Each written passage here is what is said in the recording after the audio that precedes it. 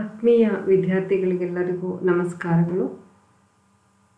4th ಸೆಷನ್ನಲ್ಲಿ ವೈಡಮಿನ್ Franz ಲಾ ಮತ್ತು density of states ಬಗ್ಗೆ ತಿಳ್ಕೋಣ. This is a 4th session. Vitamin Franz law. Actually, this law relates the thermal conductivity and electrical conductivity of the metals. ಹೇಗೆ ನಾವು thermal conductivity ಮತ್ತು electrical ಕಂಡಕ್ಟಿವಿಟಿನ ಒಂದೊಂದಕ್ಕೆ relate ಮಾಡ್ಬೋದು ಅನ್ನೋದನ್ನು ನಾವು ವೈಡಮಿನ್ ಫ್ರಾನ್ಸ್ ಲಾದಲ್ಲಿ ತಿಳ್ಕೊಳ್ಬೋದು. According to this law, the ratio of thermal conductivity to the electrical conductivity of a particular metal is directly proportional to the absolute temperature of the metal. ಹಾಗೇನೆ ಇನ್ನು ಮುಂದೆ ಹೋಗ್ತಾ, and this ratio for all the metals at a given temperature is constant ಅಂತ ಕೂಡ ಹೇಳ್ತಾರೆ. ಇಲ್ಲಿ ಎರಡಿದೆ. ಒಂದು, for a particular metal the ratio of thermal conductivity to the electrical conductivity is directly proportional to absolute temperature, and it has the same value or constant value for all the metals at a given temperature. ಅದು ಕೂಡ ಹೇಳ್ತಾರೆ.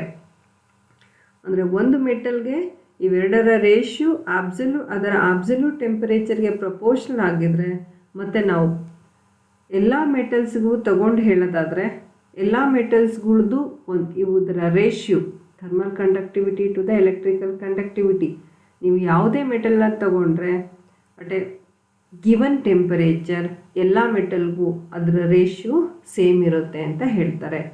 ಹಾಗಾಗಿ ನೀವು ಇದರಲ್ಲಿ ಇದರ ಸ್ಟೇಟ್ಮೆಂಟಲ್ಲಿ ಎರಡು part ಇದೆ. ಒಂದು, ಥರ್ಮಲ್ ಕಂಡಕ್ಟಿವಿಟಿ ಮತ್ತು ಎಲೆಕ್ಟ್ರಿಕಲ್ ಕಂಡಕ್ಟಿವಿಟಿ ಡೈರೆಕ್ಟ್ಲಿ ಪ್ರಪೋರ್ಷನಲ್ ಆಗಿರುತ್ತೆ for a particular metal, and at a given temperature for all the metals it is constant or it has the same value, ಅದು ಕೂಡ ಇದೆ.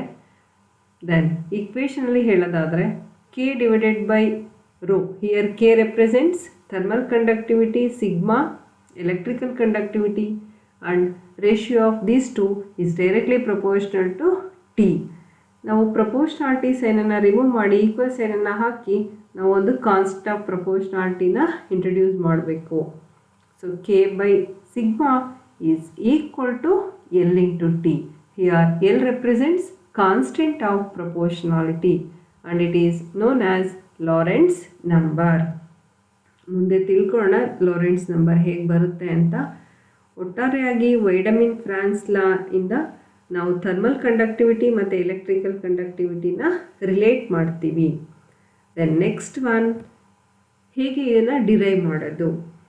ಹಿಂದಿನ ಎರಡೂ ಸೆಷನ್ನಲ್ಲಿ ನೀವು ಥರ್ಮಲ್ ಕಂಡಕ್ಟಿವಿಟಿ ಮತ್ತು ಎಲೆಕ್ಟ್ರಿಕಲ್ ಕಂಡಕ್ಟಿವಿಟಿಗೆ ಈಕ್ವೇಷನನ್ನು ಡಿರೈವ್ ಮಾಡಿದ್ದೀರಾ. That is for electrical conductivity sigma is equal to N E square V lambda divided by 6 KT. ಹಾಗೆಯೇ for thermal conductivity K is equal to 1/2 NV K lambda. ಇಲ್ಲಿರೋ terms ಬಗ್ಗೆನೂ ನಿಮಗೆ ಗೊತ್ತಿದೆ ಅಂತ ತಿಳ್ಕೊಳ್ತೀನಿ.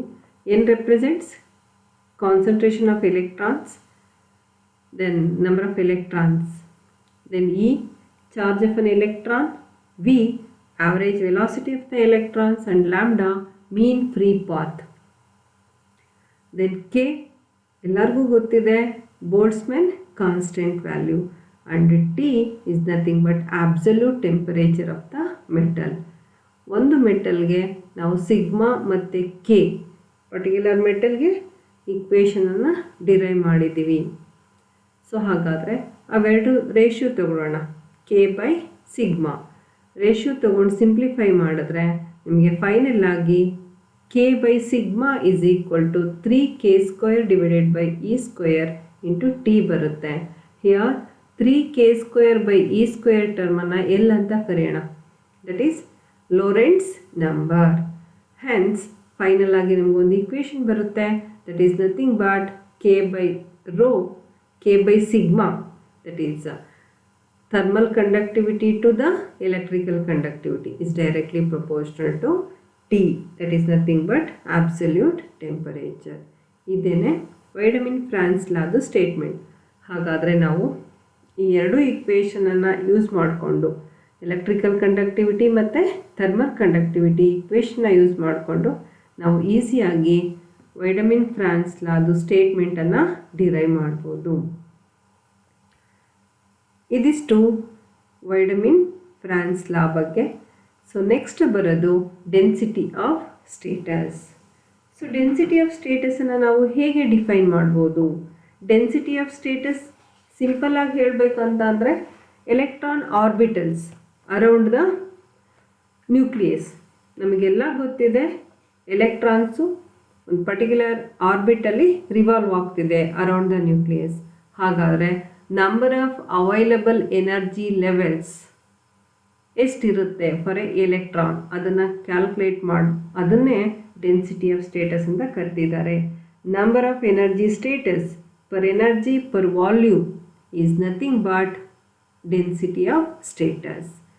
ಹಾಗಾದರೆ total number of available energy ಲೆವೆಲ್ಸನ್ನು ಎಲೆಕ್ಟ್ರಾನ್ಸ್ಗೆ ಒಂದು ಪರ್ಟಿಕ್ಯುಲರ್ ಮೆಟಲಲ್ಲಿ ನಾವು ಹೇಗೆ ಕ್ಯಾಲ್ಕುಲೇಟ್ ಮಾಡ್ಬೋದು ಅನ್ನೋದನ್ನು ತಿಳಿಸ್ಕೊಟ್ಟಿದ್ದಾರೆ by using Fermi energy equation. ನೀವಿಲ್ಲಿ ಫರ್ಮಿ ಎನರ್ಜಿ ಈಕ್ವೇಷನ್ನ ಡೈರೆಕ್ಟಾಗಿ ತಗೊಂಡು ಡಿರೈವ್ ಮಾಡಬೇಕಾಗತ್ತೆ. Density of states is represented by D of E and it is nothing but D N by D E ಅಂತಲೂ ಕೂಡ ರೆಪ್ರೆಸೆಂಟ್ ಮಾಡ್ತಾರೆ. Number of energy states per volume or per energy per volume ಅದು ಕೂಡ ಹೇಳ್ಬೋದು.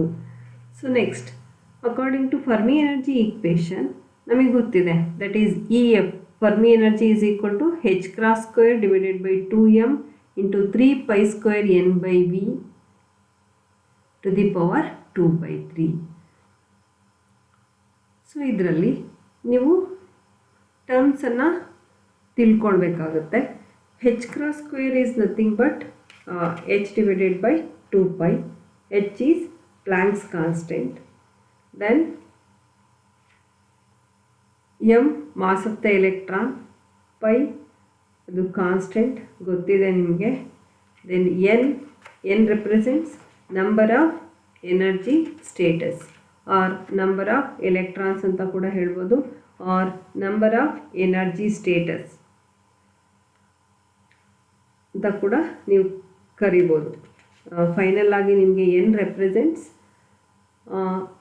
Number of electrons per unit volume. Small letter n ಹಾಗೆ represent ಮಾಡಿದ್ರೆ capital letter n number of available energy ಸ್ಟೇಟಸನ್ನು represent ಮಾಡುತ್ತೆ. Or n by V total ಆಗಿ small letter n ಇಂದ represent ಮಾಡ್ಬೋದು number of electrons per unit volume. n capital N number of energy ಸ್ಟೇಟಸನ್ನು ಹೇಳುತ್ತೆ, number of energy states. So next ಇದನ್ನು ನೀವು simplify ಮಾಡಬೇಕಾಗುತ್ತೆ. n ಟು ದಿ ಪವರ್ 2/3 ಅಂದರೆ using Fermi energy equation ನೀವು number of energy ಸ್ಟೇಟಸ್ಗೆ equation ಬರ್ಕೊಳ್ಬೋದು. So n to the power 2/3 is equal to v divided by 3 π square to the power 2/3 into 2m by h cross square E F. ಹಾಗೆಯೇ ಮತ್ತೆ ಇನ್ನೊಂದು step simplification, taking root to the power 3/2 on both side. Then we get n is equal to v divided by 3 π square into 2m by h cross square to the power 3/2 into e to the power 3/2. Just simplification ಇದು. So next ಏನು simplify ಮಾಡಿದ್ದಾರೆ ಅಂತ ನೋಡಿ. ಇಲ್ಲಿ E F value ಅದು ಬೇರೆ ಬೇರೆ ವ್ಯಾಲ್ಯೂಸನ್ನು ತಗೊಳುತ್ತೆ ಅಥವಾ ಕ್ಯಾಲ್ಕುಲೇಷನ್ ಮಾಡಿದ್ದಾರೆ already. For a particular temperature ಅದು density of states E F ಮೇಲೆ ಡಿಪೆಂಡ್ ಆಗಿರುತ್ತೆ ಅಂತ, ಫರ್ಮಿ ಎನರ್ಜಿ ಮೇಲೆ ನೋಡಿ. ಅದು ಮುಂದೆ ಫರ್ಮಿ ಎನರ್ಜಿಯಲ್ಲಿ ಬರುತ್ತೆ, ಮತ್ತೊಂದು ಸರಿ ಹೇಳೋಣ. ಆವಾಗ ಇಲ್ಲಿ ಈ ಪರ್ಟಿಕ್ಯುಲರ್ ಡಿರೈವೇಷನಲ್ಲಿ ಡೆನ್ಸಿಟಿ ಆಫ್ ಸ್ಟೇಟಸ್ಗೆ ಫಸ್ಟು ಕನ್ಸಿಡರ್ ಮಾಡೋಣ. 3 ಡಿಫ್ರೆಂಟ್ ಕೇಸಸ್ ಬರುತ್ತೆ. ಅದರಲ್ಲಿ first one for E less than E F ಅಂದರೆ case 1 energy states less than Fermi energy level ಆಗಿದ್ದರೆ, Fermi energy is nothing but top most filled level is Fermi energy, that is E F. ನಿಮಗೆ ಗೊತ್ತಿದೆ electrons around the nucleus ಪ್ರತಿ orbitals ಇರುತ್ತೆ. Top most orbital ಎಲೆಕ್ಟ್ರಾನಿಂದ fill ಆಗಿರೋದೆ Fermi level. Then energy corresponding to that orbit is known as Fermi energy. ಅಷ್ಟೇ, ತುಂಬ simple ಇದು. ಹಾಗಾದರೆ energy which is less than Fermi energy, all energy levels are completely filled. ಅಂದರೆ top most filled ಲೆವೆಲ್ಲೇ Fermi energy ಆಗಿದೆ ಅಂದರೆ ಅದರಿಂದ ಕೆಳಗಡೆ ಬರೋ ಎನರ್ಜಿ ಲೆವೆಲ್ಸು ಎಲೆಕ್ಟ್ರಾನ್ಸಿಂದ ಫಿಲಪ್ ಆಗಿರುತ್ತೆ ಅಂತ. ಸೊ ಆವಾಗ ಫರ್ಮಿ ಫಂಕ್ಷನ್ ಆ್ಯಕ್ಚುಲಿ 1 ಆಗಿರುತ್ತೆ value Fermi energy. Then EF refers to highest filled energy level, that is Fermi energy. So final ಆಗಿ D of E is equal to energy status or density of status ಅನ್ನು ನೀವು calculate ಮಾಡಬೇಕಂತ ಅಂದರೆ ನೀವು dN/E differentiate ಮಾಡಬೇಕಾಗುತ್ತೆ ಮೇಲ್ಗಡೆ ಇರೋ ಈಕ್ವೇಷನ್ನ. Number of energy states per energy per unit volume or per volume calculate ಮಾಡಲಿಕ್ಕೆ. So N is equal to V divided by 3 pi square into 2m by h cross square to the power 3/2 into e to the power EF to the power 3/2. ಈ ಈಕ್ವೇಷನ್ನ differentiate ಮಾಡಿ with respect to E, then we get V divided by 2 pi square into 2m by h cross square to the power 3/2 into e to the power 1/2. So it actually in turn gives the number of or total number of available electronic energy levels or status or orbitals or energy per volume. ಹಾಗಾದರೆ ಇದೇನೇ ಕೂಡ density of ಸ್ಟೇಟಸ್ಗೆ equation ಆಗುತ್ತೆ. ಇದು energy levels below the Fermi level. ಮತ್ತು at a temperature 0 Kelvin. ಇದು ನೀವು ಒಂದು ಕಂಡೀಷನ್ನ ನೆನ್ಪಿಟ್ಕೊಬೇಕು. ಟೆಂಪರೇಚರ್ 0 ಕೆಲ್ವಿನಲ್ಲಿ ಡೆನ್ಸಿಟಿ ಆಫ್ ಸ್ಟೇಟಸ್ಸು ಇಷ್ಟಿರುತ್ತೆ. ಸೊ ಇದು 3 ಕೇಸು, ಇದರಲ್ಲಿ ಇದು ಒಂದು. ಸೊ ನೆಕ್ಸ್ಟ್ ರಿಮೈನಿಂಗ್ 2 ಕೇಸಸ್ ನೋಡೋಣ. ದೆನ್ ಅಟ್ ಎ ಟೆಂಪರೇಚರ್ ಟಿಯಲ್ಲಿ, ನಾಟ್ ಅಟ್ 0 ಕೆಲ್ವಿನ್. ಸೊ ಹಾಗಾದರೆ density of states at a temperature T Kelvin is given by N of E is equal to D of E into F of E. ಅಂದರೆ D of Eಯನ್ನು ನೀವು Fermi ಫಂಕ್ಷನ್ನಿಂದ multiply ಮಾಡಿದ್ರೆ ನಿಮಗೆ total number of available electronic energy states or orbital ಸಿಗುತ್ತೆ. That is nothing but density of states. ಒಂದು case E less than EF at a temperature 0 Kelvin. ಆದರೆ ಇಲ್ಲಿ ನಾವು ತಗೊಳ್ತಿರೋದು 3 ಡಿಫ್ರೆಂಟ್ ಕೇಸ್. ಅದರಲ್ಲಿ ಫಸ್ಟ್ ಕೇಸ್ ಆಯಿತು, ಇಲ್ಲಿ ಹಿಂದೆ ಮೆನ್ಷನ್ ಮಾಡಿರೋದೇ ಇದು. F of E term is equal to 1 when E less than EF. Then at a temperature 0 absolute 0ದಲ್ಲಿ. ಸೊ ಅದು ಪ್ರೀವಿಯಸ್ ಸ್ಲೈಡಲ್ಲೇ ಹೇಳಿದ್ದೀನಿ, ದಟ್ ಈಸ್ ಕೇಸ್ 1 ಅಂತ. ಇಲ್ಲಿ ಕೇಸ್ 2ನಲ್ಲಿ ತಗೊಳ್ಳೋಣ. F of E is equal to 0 then for energy levels higher than the Fermi level ಅಂತ. ಅಂದರೆ Fermi ಲೆವೆಲ್ಗಿಂತ ನೆಕ್ಸ್ಟ್ ಬರೋ ಎನರ್ಜಿ ಲೆವೆಲ್ಸ್ ಅಥವಾ ಆರ್ಬಿಟಲ್ಸಲ್ಲಿ ಎಲೆಕ್ಟ್ರಾನ್ಸು ಇರೋದಿಲ್ಲ, ಕಂಪ್ಲೀಟಾಗಿ ವೇಕೆನ್ಸಿ ಇರುತ್ತೆ. ವೇಕೆಂಟ್ ಅಥವಾ ಎಂಟಿ ಸ್ಪೇಸ್ ಆರ್ ಆರ್ಬಿಟಲ್ಸಲ್ಲಿ ಎಲೆಕ್ಟ್ರಾನ್ಸು ಫಿಲಪ್ ಆಗಿರಲ್ಲ, ಅಲ್ಲೇ ಕಂಪ್ಲೀಟ್ ಆಗಿಬಿಟ್ಟಿರುತ್ತೆ ಅಂತ. ಮುಂದೆ ಫರ್ಮಿ ಎನರ್ಜಿಯಲ್ಲಿ ಅದನ್ನು ಒಂದ್ಸರಿ ಎಕ್ಸ್ಪ್ಲೇನ್ ಮಾಡ್ತೀನಿ. ಇದು 2 ಡಿಫ್ರೆಂಟ್ ಕೇಸಸ್. ಅಟ್ ಅಬ್ಸಲ್ಯೂಟ್ 0ದಲ್ಲಿ F of E Fermi function value, ನಾವು ಫರ್ಮಿ ಫಂಕ್ಷನ್ ವ್ಯಾಲ್ಯೂನ ಫರ್ಮಿ ಡಿರಾಕ್ ಡಿಸ್ಟ್ರಿಬ್ಯೂಷನ್ ಲಾ ಇಂದ ಕ್ಯಾಲ್ಕುಲೇಟ್ ಮಾಡ್ತೀವಿ. And in equation it is given by F of E is equal to 1 divided by E to the power E minus EF divided by KT plus 1. ಇದು ಪವರಲ್ಲಿರೋದಿಲ್ಲ, E to the power ಇಷ್ಟು ಒಂದು term ಆದಮೇಲೆ plus 1 ಹಾಗೆ. Then ಇಲ್ಲಿ F of E value at absolute 0 then E less than EF ಇದ್ದಾಗ 1 ಆಗಿರುತ್ತೆ ಅಂತ. ದೆನ್ ಹಾಗೆಯೇ ಅಟ್ ಅಬ್ಸಲ್ಯೂಟ್ 0ದಲ್ಲಿ E ಗ್ರೇಟರ್ ದ್ಯಾನ್ EF ಆಗಿದ್ರೆ ಆ ಫಂಕ್ಷನ್ನು 0 ಆಗಿರುತ್ತೆ. ದೆನ್ ಅದು ಏನನ್ನು ರೆಪ್ರೆಸೆಂಟ್ ಮಾಡುತ್ತೆ? ಎನರ್ಜಿ ಲೆವೆಲ್ಸ್ ಅಥವಾ ಎನರ್ಜಿ ಲೆವೆಲ್ಸ್ ವೇಕೆಂಟ್ ಆಗಿರುತ್ತೆ, ಫಿಲ್ ಆಗಿರಲ್ಲ ಅಂತ. ಇದು two different case. Third one, at a temperature, at a particular temperature, then energy levels ಹೇಗಿರುತ್ತೆ, number of filled states between the energy E and E plus D E, ಅದನ್ನು ನಾವು calculate ಮಾಡಬೇಕು. ಅಂದರೆ ಇಲ್ಲಿ ಎಫ್ ಆಫ್ ಇ ವ್ಯಾಲ್ಯೂ ಒಂದು ಸಾರಿ 0 ಆಗಿರುತ್ತೆ, ಒಂದು ಸಾರಿ 1 ಆಗಿರುತ್ತೆ. ವೆನ್ 1 ಆಗಿ ಅಟ್ ಅಬ್ಸಲ್ಯೂಟ್ ಝೀರೋದಲ್ಲಿ ನಾವು ತಗೊಳ್ತಾ ಇರೋದು third case, that is density of states at a temperature other than absolute zero. Then F of E ವ್ಯಾಲ್ಯೂನ ನೀವು ಕನ್ಸಿಡರ್ ಮಾಡಬೇಕಾಗುತ್ತೆ.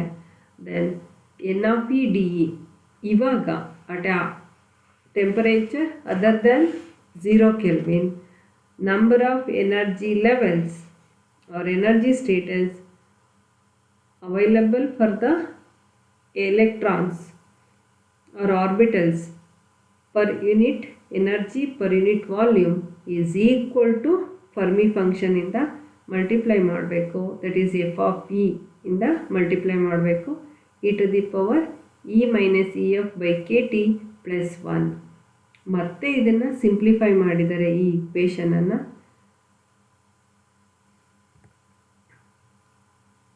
For the energies above the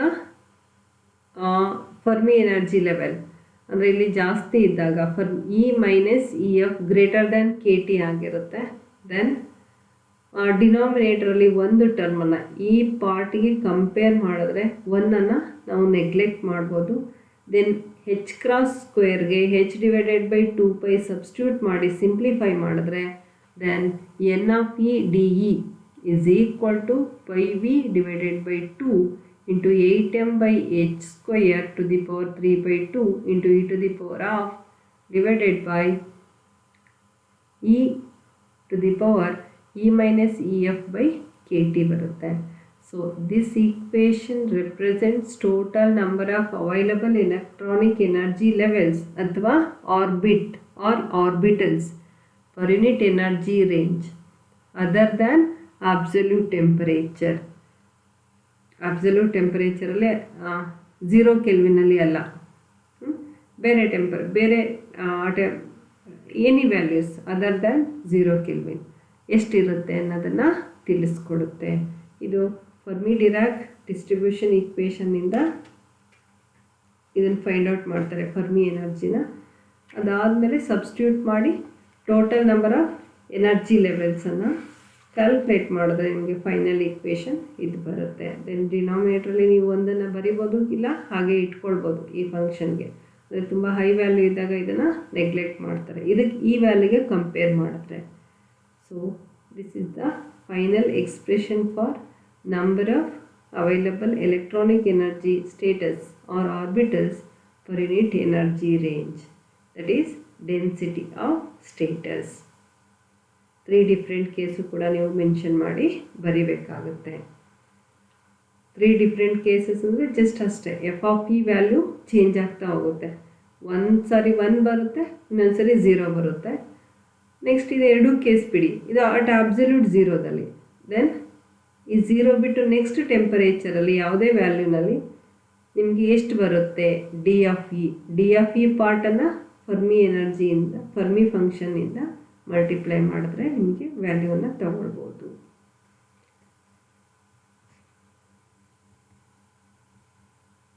again ಇಲ್ಲೂ ಕೂಡ ಮತ್ತೊಮ್ಮೆ ನಾನು ರೆಫರೆನ್ಸ್ ಬುಕ್ಸನ್ನು ನಿಮಗೆ ಹೇಳ್ಬೋದು, ನಿಮ್ಮ ಗಮನಕ್ಕೆ ತರ್ತೀನಿ.